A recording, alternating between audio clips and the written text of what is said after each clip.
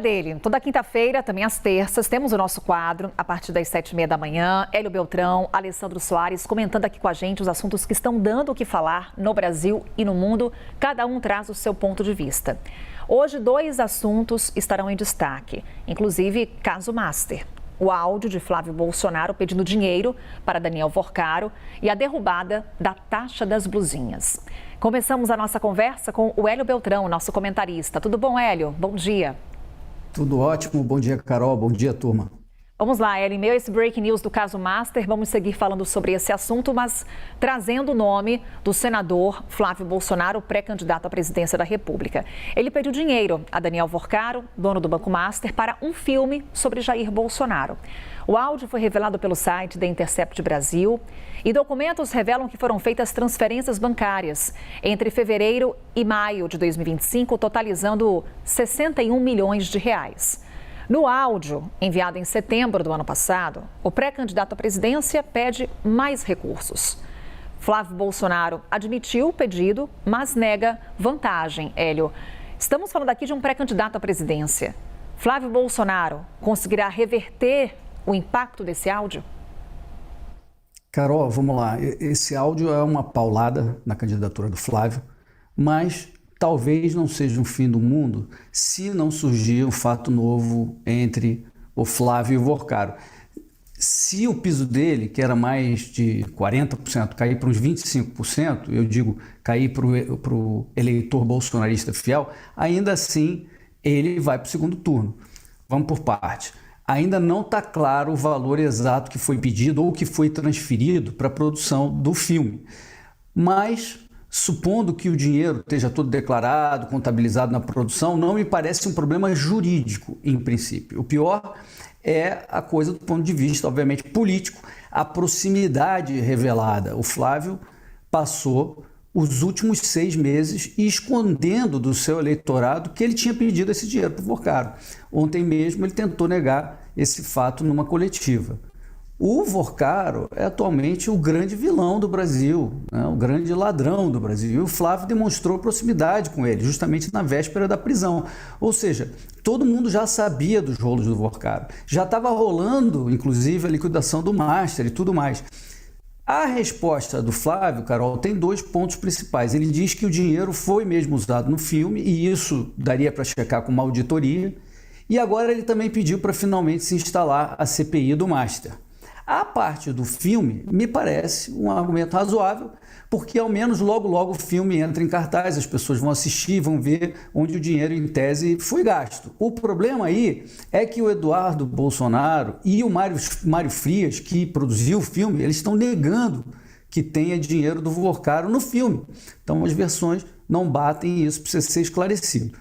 O outro ponto do Flávio, que é a CPI do Master, né?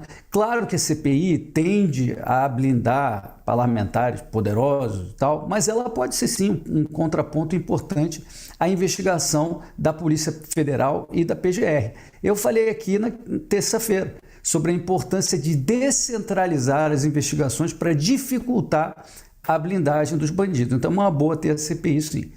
Porque se você reparar, Carol, depois da primeira temporada de vazamentos, que pegaram em cheio o Supremo Tribunal Federal, os rolos do Toffoli, o contrato do escritório da família do ministro Moraes, essa segunda temporada de vazamentos expõe a oposição. Primeiro o Ciro Nogueira, agora o Flávio.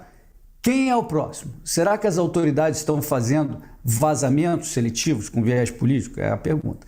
Mas todo mundo sabe que os tentáculos do Worcaro alcançaram todo o espectro político. Ele contratou pelo menos 2 ex-ministros do Lula, o Manteiga e o Lewandowski, e teve com o Lula mais de uma vez. E o Worcaro também tem alguma proximidade com o Jacques Wagner, que ainda precisa ser melhor esclarecida. Carol. Pois é, Hélio, segundo a reportagem, o senador ele também enviou uma outra mensagem a Daniel Worcaro, no qual chama o ex-banqueiro de irmão e presta solidariedade a ele. Essa mensagem foi enviada na véspera da prisão do dono do Banco Master. A apuração da CNN aponta que adversários políticos do senador devem explorar o fato nesse ano eleitoral. E o próprio senador teria relatado essa possibilidade ao pai. Há poucos meses das eleições, Hélio, esse áudio de Flávio para Worcaro cria chances para uma terceira via? Carol, não existe terceira via. Essa eleição é um plebiscito sobre o Lula. É pró-Lula de um lado contra anti-Lula do outro. E além do Flávio, que ainda é o principal anti-Lula, a gente tem 3 outros candidatos que têm potencial de serem o anti-Lula escolhido. Obviamente que esse episódio anima esses outros 3 candidatos. O Zema saiu na frente, publicou um vídeo curto condenando enfaticamente o Flávio ter cobrado esse dinheiro do Vorcaro. Foi corajoso. O bolsonarismo, claro, já reagiu. Vamos ver como as pesquisas vão captar isso. O Renan Santos foi mais longe. Ele disse que o Flávio já deveria estar preso, avisou que o partido Missão dele vai pedir a cassação do Flávio no Conselho de Ética do Senado. O Renan sempre foi muito crítico em relação ao bolsonarismo, então não sei quanto esse episódio vai beneficiar o Renan. O Caiado já foi mais moderado. Ele disse que o Flávio está devendo respostas e tal, mas que o mais importante é a unidade da direita. Todos os 3 tendem a ganhar alguns votos com esse episódio. A questão é saber se é suficiente para mudar o cenário de quem vai para o segundo turno. Os próximos movimentos deles vão ser cruciais para ver se um deles se destaca. Pouca gente vai se lembrar, Carol, mas o primeiro brasileiro campeão de Fórmula 1, Emerson Fittipaldi, não era o mais rápido, mas ele era calmo, inteligentíssimo. Ele evitava ao máximo a quebra de motor, ele evitava acidente bobo e tal, e ele acabou ganhando 2 títulos, assim, correndo lá em terceiro, quarto, quinto, de repente os lá da frente iam quebrando, ia batendo, as corridas iam caindo no colo dele, e hoje eu vejo sim um paralelo possível do Zema com o Emerson. Para vencer, primeiro é preciso acabar a corrida. Mas como eu já mencionei, Carol, se não houver fato novo, se não houver nada além disso entre Flávio e Vorcaro, não está com cara que os votos que ele perde agora tiram ele do segundo turno. Claro, o PT, a gente sabe, está só começando com os ataques e tal, mas a base fiel bolsonarista não pode ser menosprezada. Já que estamos aqui falando de eleições, Hélia, a gente vai trazer um outro assunto que está dando o que falar, que é a derrubada da chamada taxa das blusinhas. Hoje, quem fizer uma compra internacional de até $50 não precisa mais pagar imposto de importação. A taxação estava em vigor desde junho de 2024 e foi adotada pelo governo apesar das críticas. Agora o recuo acontece há 5 meses das eleições. Nossa pergunta, Hélio, o fim da taxa das blusinhas é uma medida necessária ou eleitoreira? Carol, esse teatro das blusinhas é mais uma artimanha eleitoral do Lula. Ele mesmo inventou essa taxa, enfiando goela abaixo do Congresso, né? Teve inclusive aquela fala entusiasmada e equivocada da Janja defendendo a taxa, dizendo que a taxa só pegava as empresas e que não ia aumentar o preço para o consumidor. Aumentou e muito. Pois é, esse foi um projeto prioritário para o Lula lá atrás. E agora ele simplesmente revoga a coisa toda e revoga no momento em que a questão fiscal não permite manobra. E a arrecadação com essa taxa vinha crescendo muito. Obviamente não foi uma decisão técnica, foi eleitoreira. Essa taxa, ela sempre foi massacrada nas pesquisas de opinião pelo brasileiro. Mais de 60% dos brasileiros eram contra essa taxa. Percebe a lógica perversa aqui? Ele taxa, passa 3 anos aumentando imposto para não ter que cortar gastos. Aí, na bica da eleição, ele abre o cofre para os pacotes de bondades, que, na verdade, são maldades. O fim da taxa das blusinhas é apenas mais um desses pacotes. Eu chamo de maldade, Carol, porque são propostas populistas em que se torra dinheiro público para agradar e comprar o eleitor. O Desenrola, por exemplo, o subsídio do diesel e agora o subsídio da gasolina que ele deu ontem. E estão falando ainda uma tal linha de crédito para motorista de aplicativo comprar carro. Para concluir, Carol, essas maldades todas estão engatilhando uma mega bomba fiscal para o próximo governo. O orçamento para 2027 já está comprometido e o buraco já é mais de R$1 trilhão. Uma hora essa conta tem que ser paga. É a opinião do Hélio Beltrão, nosso comentarista, no nosso quadro, aqui todas as terças e quintas. Obrigada, Hélio. Um ótimo dia para você. Para você também, Carol. Até terça-feira. Vamos seguir por aqui. Agora quem chega é o nosso comentarista Alessandro Soares. Tudo bom, Alessandro? Bom dia. Bom dia, Carol. Bom dia a todos. Vamos falar de caso Master, de eleições, de taxa das blusinhas. Alessandro, vamos então falar sobre o áudio que Flávio Bolsonaro enviou para Daniel Vorcaro, que foi revelado pelo site da Intercept Brasil. O senador pede dinheiro para o dono do Banco Master para o filme sobre Jair Bolsonaro, como lembramos há pouco. Sobre isso, o pré-candidato ao Palácio do Planalto disse à CNN que conversou com o pai e teria recebido apoio do ex-presidente. Jair Bolsonaro também teria descartado a possibilidade da ex-primeira-dama assumir a disputa pela presidência no lugar do filho. Mas, Alessandra, a pergunta que a gente faz é: Flávio conseguirá reverter o impacto da divulgação desse áudio? Carol, nesse exato momento, eu acho que qualquer prognóstico maior é sempre um risco. Mas olha só que interessante.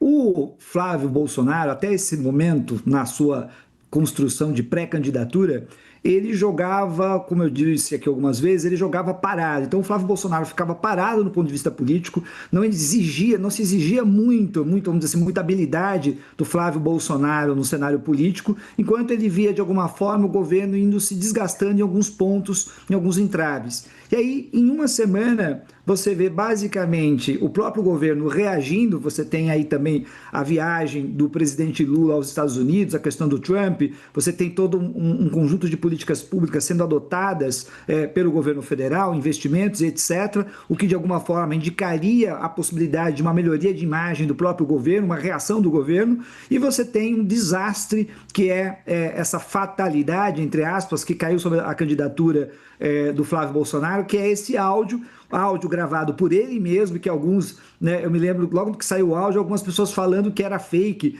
que era uma inteligência artificial, mas não é. Para a surpresa de todos, o terror e o pânico da extrema-direita, o áudio era a voz específica do Flávio Bolsonaro. E aí fica essa questão, bom, será que tem mais coisa dentro desse celular do Vorcaro? Será que alguém que manda um áudio desse gênero, desse jeito, esse áudio onde você coloca basicamente, ele repete muitas e muitas vezes, Carol, a questão de você é meu irmão, os dois repetem isso muito, nós somos praticamente um só. Será que alguém acredita que vai ter somente este áudio que o Flávio Bolsonaro escondeu, inclusive dos seus correligionários, de alguma forma? Então, veja, é uma situação extremamente dramática, eu diria talvez até trágica para a candidatura do Flávio Bolsonaro. Não significa a morte dessa candidatura, não significa que a candidatura será substituída, mas significa uma circunstância de teste de força para essa candidatura. E aí eles têm um problema, porque em política, como dizia o bom e velho Maquiavel no seu livro O Príncipe, você tem duas regras básicas. Uma é a virtude do sujeito, ou seja, o político ele precisa ter astúcia suficiente, coragem suficiente, habilidade suficiente para mudar e moldar a realidade. O Flávio Bolsonaro, até esse momento, ele não provou ser uma pessoa com grandes habilidades. Nós vemos isso, inclusive, na entrevista que ele deu, acho que ontem, logo depois que saiu os áudios, onde ele tem uma reação com os jornalistas extremamente problemática, quase uma reação de desespero. Então, ele já tem o primeiro problema, que é não ter habilidade política ou aquilo que o Maquiavel vai chamar de astúcia ou virtude, ou virtu, aliás, que o Maquiavel chama. E a segunda coisa é a fortuna e a sorte. E acho eu, Carol, que a sorte e a fortuna, nesse exato momento, não está com a candidatura da extrema-direita. E aí, Alessandro, temos as várias reações políticas até aqui à divulgação desse áudio. O próprio Flávio Bolsonaro gravou um vídeo no qual admite o repasse de recursos, fala que é dinheiro privado, nega vantagens. Outros pré-candidatos à presidência comentaram o episódio. Romeu Zema disse que é imperdoável. Ronaldo Caiado disse que o caso precisa ser tratado com total transparência. A pergunta que a gente faz é, Alessandro, publicação que vem à tona há poucos meses das eleições, isso abre espaço para uma terceira via? Carol, quando a gente escuta o áudio, e isso parece estar se transformando em algo corriqueiro, algo normal e usual, quando nós falamos de Daniel Vorcaro, os valores são estupendos, os valores são absurdos. Quando você olha a realidade brasileira, a desigualdade brasileira, e você vê 60 milhões aqui, 120 milhões acolá, não sei quantos milhões em apartamentos, dado em propina não sei para quem, etc., você começa a se perguntar, bom, será que esse sistema político está totalmente corrompido e apodrecido? É essa imagem que fica na população, ou seja, o Flávio Bolsonaro pode dar a resposta que ele quiser nesse exato momento, mas fundamentalmente era um senador da República ligando para um banqueiro num tom de amizade, intimidade, basicamente carnal com esse banqueiro, e um banqueiro que todo mundo sabia, inclusive naquele exato momento, que tinha envolvimento com problemas de ordem ética com o sistema político e o sistema administrativo do país. Ou seja, você tinha já mais ou menos noção muito clara que a corrupção, que o banqueiro Daniel Vorcaro não era um sujeito mais confiável e mais ético do mundo. Então, essa situação cria um drama na candidatura do Flávio Bolsonaro e, claro, aqueles que estavam competindo com o Flávio Bolsonaro, e a gente tem que tomar um pouco de cuidado, porque o termo terceira via se transformou em qualquer coisa hoje. Nós estamos chamando, eu diria que 90% ou mais das mídias estão chamando terceira via a ideia de uma terceira candidatura. E me parece que a noção de terceira via deve ser ou poderia ser diferenciado dessa noção de uma terceira candidatura. Ou seja, não me parece que, por exemplo, um cara como Zema ou mesmo Ronaldo Caiado, pela trajetória de cada um deles, pelos discursos, pelo grau de intimidade com a própria família Bolsonaro, pela proximidade e apoio que tiveram, pelos discursos que adotam, que eles sejam uma terceira via. Eles querem ser uma opção de candidatura dentro do mesmo campo. E, nesse sentido, eles não são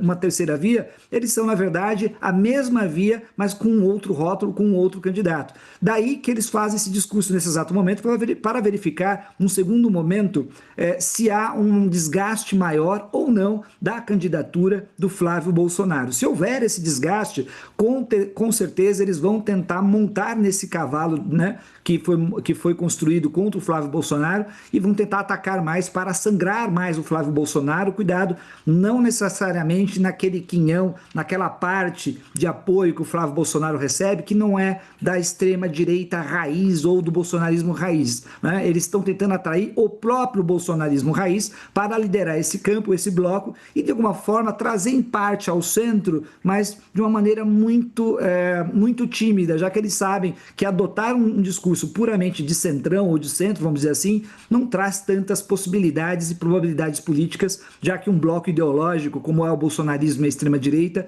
parece ser mais interessante, já que ele pode mobilizar mais mentes e corações durante o processo eleitoral. Carol? Alessandro, nosso terceiro e último tema, que envolve o fim da taxa das blusinhas, que acontece justamente às vésperas das eleições. O governo decidiu acabar com essa taxa de importação para compras de até $50. Quando entrou em vigor, há menos de 2 anos, o governo argumentava que essa medida era necessária para proteger o varejo e a indústria do Brasil, combater o contrabando das mercadorias e também aumentar a arrecadação. De janeiro a abril desse ano, a taxa gerou R$1 bilhão e 700 milhões aos cofres públicos. Alessandro, o fim dessa taxação agora é algo necessário ou é uma estratégia eleitoral de um governo que busca se reeleger?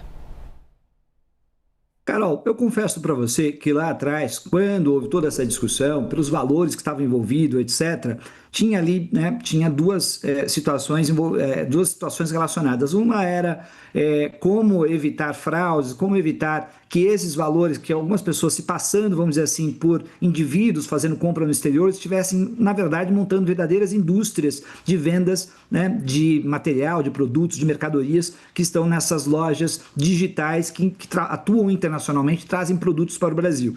E o segundo elemento era, bom, e as pessoas do dia a dia, as pessoas que têm poucos recursos, ainda que tenham algum impacto na indústria nacional, mas que estavam já fazendo essa compra, ou seja, já havia algo instituído, e quando eu falo falo instituição, é no sentido de havia uma prática na sociedade de realizar essas compras. As pessoas, infelizmente ou felizmente, hoje são verdadeiros pessoas que trabalham por otimização e compra. Elas têm um celular na mão e muitas vezes elas conseguem fazer uma compra, nem que seja prestação ali naquele momento, de uma compra de pequeno valor, vamos dizer assim, abaixo desses $50, que é a questão das blusinhas ou da taxa em cima o que chamamos de taxa das blusinhas, e faziam essas compras. Para essa população que fazia isso, do dia para a noite, você ter esse aumento aí, que pode chegar a 20%, 30%, dependendo da situação que se coloca, era um problema e causaria um impacto político que a médio prazo, é óbvio que, né, poderia resvalar na avaliação do governo, na avaliação das políticas públicas e naturalmente, no processo eleitoral. Acho que, e aí naquela época eu mesmo já tomava uma decisão, eu tomei uma posição que eu chamei de mais política. Olha, eu não faria isso dessa forma, eu tentaria buscar outras estratégias políticas para tentar coibir ilícitos, mas eu não cortaria, eu não aumentaria, eu não criaria esse imposto, porque você cria um problema para as pessoas que já estão fazendo essa prática. Não é que elas iniciariam aquela prática de compras na internet naquele momento, mas elas já estavam fazendo aquilo e o impacto seria imensamente negativo, especialmente quando nós pensamos que nós estamos falando aqui de uma pequena classe média, das classes mais baixas, e que são atingidas muito por discursos extremistas, ou seja, elas sentem muito facilmente as atuações de governo e qualquer tipo de situação que lhe pareça negativa, elas reagem muito forte. Então, eu tinha uma posição muito negativa. Foi adotado, né, naquela época, e nesse exato momento há um recuo. É claro, o recuo vai no sentido daquilo que eu acredito que deveria ter sido feito lá atrás. Tem um momento eleitoral, ninguém nega que tem um momento eleitoral, mas acho que para nós pensarmos se uma medida é simplesmente eleitoreira e não simplesmente eleitoral, porque eu acho que ela tem um elemento eleitoral importante, mas ela não é simplesmente eleitoreira, porque você tem naturalmente uma discussão de governo já de longo prazo. Eu sempre penso dessa forma. Se você inicia uma discussão do nada, sem nenhum planejamento, sem nenhuma racionalização, sem nenhum pensamento sobre a eficiência de uma política pública, sem nenhum resultado buscado e assim por diante, você tem o que eu chamo de uma medida eleitoreira e puramente populista no sentido negativo, né? Já que você vai adotar uma medida que você não sabe nem exatamente o impacto daquilo. Não me parece ser esse o caso quando nós vemos a discussão do próprio ministro da Economia com relação às medidas que estão sendo tomadas, não me parece ser esse o caso. Agora, naturalmente, Carol, tem uma relação com o processo eleitoral. Acho que nem mesmo o governo negaria isso de uma maneira direta, mas acho que classificar como eleitoreira pode ser uma coisa excessivamente pesada com relação a esse tipo de situação. Essa é a opinião do Alessandro Soares aqui com a gente. Alessandro, muito obrigada, um ótimo fim de semana. Ótimo fim de semana para todos, Carol. Até terça. Lembrando que a opinião dos nossos comentaristas não reflete necessariamente a posição da CNN Brasil. Liberdade de opinião volta na terça-feira, a partir das 7h30 da manhã.